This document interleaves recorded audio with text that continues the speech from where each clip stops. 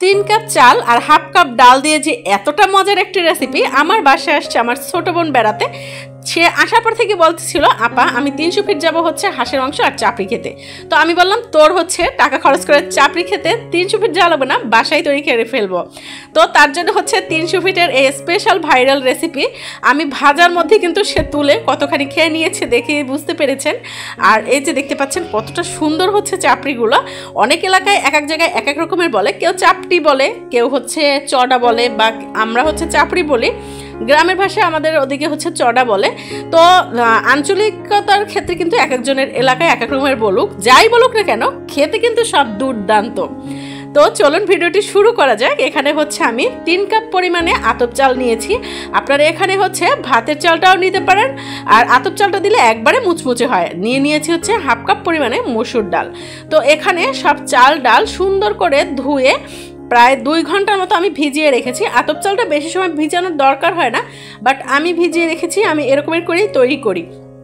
তো সুন্দর করে ধুয়ে পরিষ্কার করে ঢাকনা দিয়ে এই যে 2 ঘন্টা সুন্দর করে ভিজিয়ে রেখেছি। ভিজিয়ে রাখার পর দেখা যায় কি ডালের মধ্যে থেকে কিন্তু একটা কালচে ভাব চলে আসে, সেটা ধুয়ে পরিষ্কার করে ফেলতে হয়। তো ভালো করে ধুয়ে এখন হচ্ছে ব্লেন্ডারে ব্লেন্ড করে নিব। আর এই চাপড়ি খাওয়ার পরে কিন্তু আমার বোন বলছে আর 300 ফিট যেতে হবে না, এতটা মজার, আসলেই অসম্ভব মজার কিন্তু এই চাপড়িগুলো। আপনারা বাসায় ট্রাই করবেন। একটা গোটা রসুন খোসা ছাড়িয়ে দিয়েছি 5 থেকে 6টা কাঁচামরিচ আর কিছু পরিমাণে হচ্ছে ধনেপাতা। সব উপকরণ দিয়ে এখন হচ্ছে ব্লেন্ড করে নিয়েছি। এটা কিন্তু একেবারে মিহি করা যাবে না, একটু হালকা আধা ভাঙার মতো রাখতে হবে। চাপড়ি কিন্তু এভাবে বানালে বেশি ভালো লাগে খেতে। আর পরবর্তীতে যেগুলো ছিল তার মধ্যে হচ্ছে পেঁয়াজ আরও কিছু কাঁচামরিচ দিয়ে তারপরে হচ্ছে এই যে ব্লেন্ড করে নিয়েছি। দেখেই বুঝতে পারছেন এখানে কিন্তু শুধু মসুর ডাল আর হচ্ছে চালটা দিয়েছি, যার কারণে অরেঞ্জই আসছে কালারটা।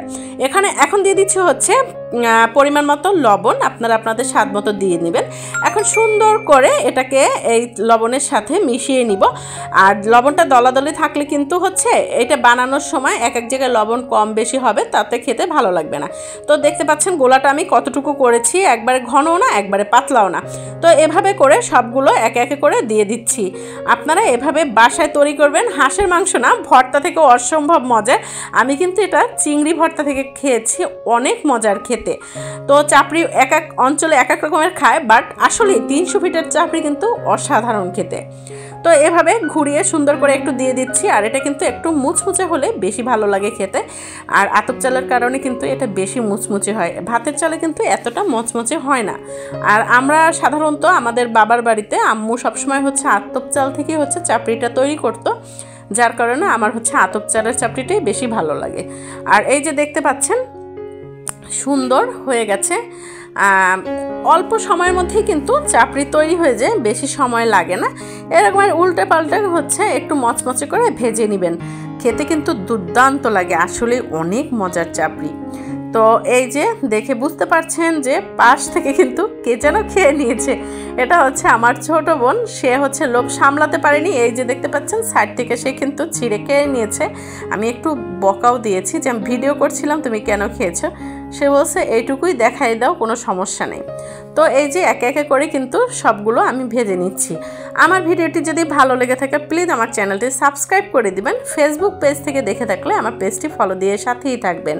আর ভিডিওটি যদি আপনাদের বেশি ভালো লেগে থাকে শেয়ার করে আপনি আপনার টাইমলাইনে রেখে দিতে পারেন, যখন তৈরি করবেন আবার দেখে নিতে পারবেন।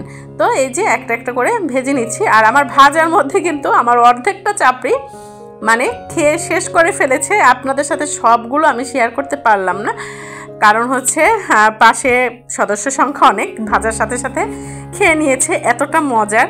আর এদিকে হচ্ছে আমি চিংড়ি ভর্তা বানাবো। এখানে হচ্ছে খুবই কম 4টা চিংড়ি দিয়েছি, তার মধ্যে বেশ কিছু পরিমাণে কাঁচামরিচ, রসুন আর হচ্ছে 2 থেকে 3টা শুকনো মরিচ দিয়েছি। পরিমাণ মতো লবণ দিয়ে এখন শিলপাটায় বেটে নিচ্ছি। আর শিলপাটার ভর্তা কিন্তু খেতে অসম্ভব মজার। শিলপাটার ভর্তার সামনে কিন্তু কোনো ভর্তাই এতটা স্বাদ হয় না। আর চাপড়ি হোক বা চিতই পিঠা বা কাঁচিকুচা পিঠা, সব কিছু ভর্তা দিয়ে বেশ ভালো লাগে, মাংস দিয়ে তো ভালো লাগেই। আর কথা বলতে বলতে কিন্তু আমার জিভে পানি চলে আসছে, আসলে অসম্ভব মজার। আর এই যে ভর্তা কিন্তু বানানো কমপ্লিট হয়ে গেছে, এখন তুলে নিচ্ছি। আর এই রেসিপিটা আমি হচ্ছে গতকালকে করেছিলাম, বাট আজকে সন্ধ্যায় আমার এটা তৈরি করতে হয়েছে বাসার সবার রিকোয়েস্টের জন্য। এতটা মজার একটা রেসিপি। তো এই যে দেখতে পাচ্ছেন আমার কিন্তু চাপড়ি ভাজা শেষ হয়ে গেছে, এখন হচ্ছে ভর্তা দিয়ে খেয়ে নিচ্ছি। ভিডিওটি ভালো লাগলে কমেন্টস করবেন সুন্দর একটা। আল্লাহ হাফেজ।